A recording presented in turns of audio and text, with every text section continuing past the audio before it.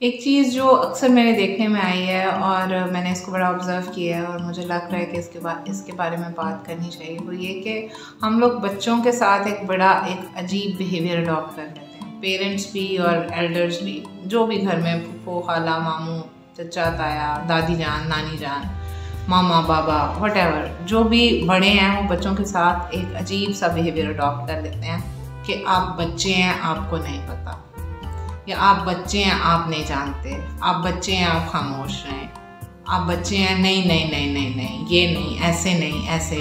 तो इस तरह करके हम एक बच्चे से उसका ह्यूमन मार्जिन ही ले लेते हैं वापस। हम उसको इंसान नहीं समझ रहे, हम उसको एक बच्चा समझ रहे हैं। हमने कोई नई एंटिटी बना दी है कि ये बच्चा है, ये अपनी राय का इजहार करेगा तो वो तो होगी ही गलत। नहीं, आप उसकी बात सुने तो सही, आप उसे एक्सप्रेसिव होने तो दें।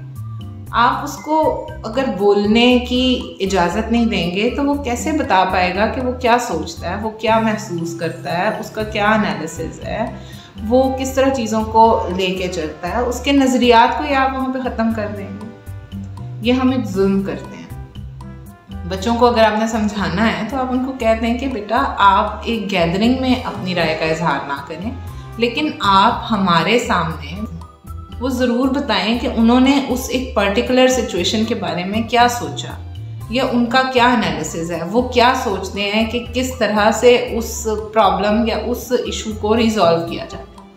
बच्चों से अगर हम उनकी राय का इजहार छीन लेंगे तो हम उनकी जो एनालिटिकल पावर है जो अल्लाह ने उनको दी है उसको हम स्नब कर देंगे, जो कि उनकी अगली ज़िंदगी, आने वाली ज़िंदगी, उनके फ्यूचर के लिए नुकसानदेह होगी। तो हम लोग इन चीज़ों का नज़र कर देते हैं, इन चीज़ों के बारे में हम सोचते नहीं हैं और बच्चे को हम रगड़ के रख लेते हैं। बच्चे को उसकी राय का इजहार करने दें।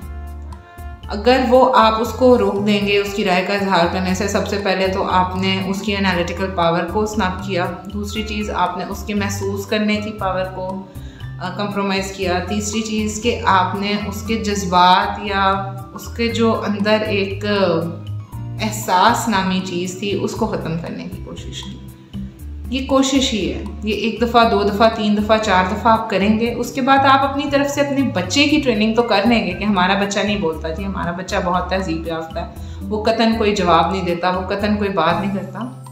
दरअसल वो बच्चा जो है वो आप लोगों को मगरों ला चुका होता है। वो कहता है कि जी करनी है आपने अपनी मर्ज़ी है तो आप जो कुछ मर्ज़ी करें, मैंने नहीं बोलना। और इस तरह बच्चा आने वाले वक्त में कहीं ना कहीं किसी डीप डिप्रेशन का भी शिकार हो जाता है कि उसको अपनी राय का इजहार करने का जब मौका नहीं मिलेगा, उसके अंदर जो है वो अंदर ही पड़ा रहेगा, अंदर ही वो कोई जवार भाटा बनता रहेगा।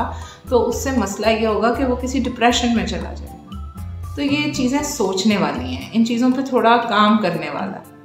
आप बच्चों को बिल्कुल तरबियत दें, बच्चों को बिल्कुल तहजीब सिखाएं, लेकिन उनसे उनके इनबिल्ट ट्रेट्स मत छीनें। अगर आप आज उनको बेवकूफ़ कर देंगे, उनकी बात नहीं सुनेंगे, तो कल आप क्या ये एक्सपेक्ट करेंगे उनसे कि वो आपकी बात को कहीं पे कैटर करेंगे, आपकी बात को कोई वक़्त देंगे?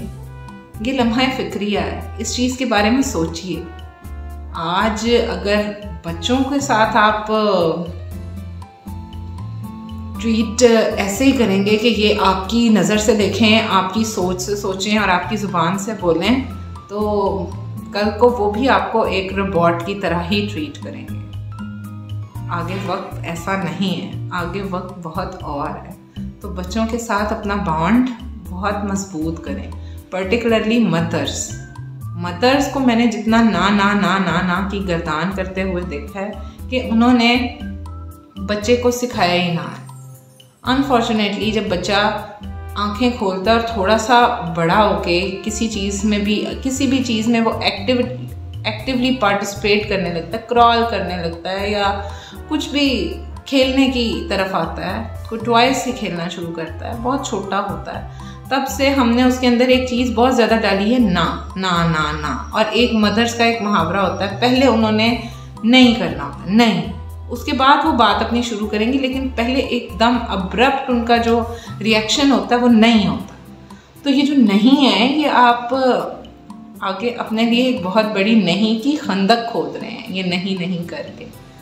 तो लम्हा फिक्रिया है, सोचिएगा ज़रूर कि हम क्या कर रहे हैं और हमें क्या करना चाहिए। रिव्यू आपको अपनी एक्सरसाइजेज और अपनी प्रैक्टिसेस को करना होगा। बच्चे को तो आप जिस तरह का टेलर करेंगे वो हो ही जाएगा, लेकिन उसमें से आप बहुत सी चीज़ों को फिर स्टेन कर देंगे, फिल्टर लगा देंगे, तो ये खुदारा ना कीजिए।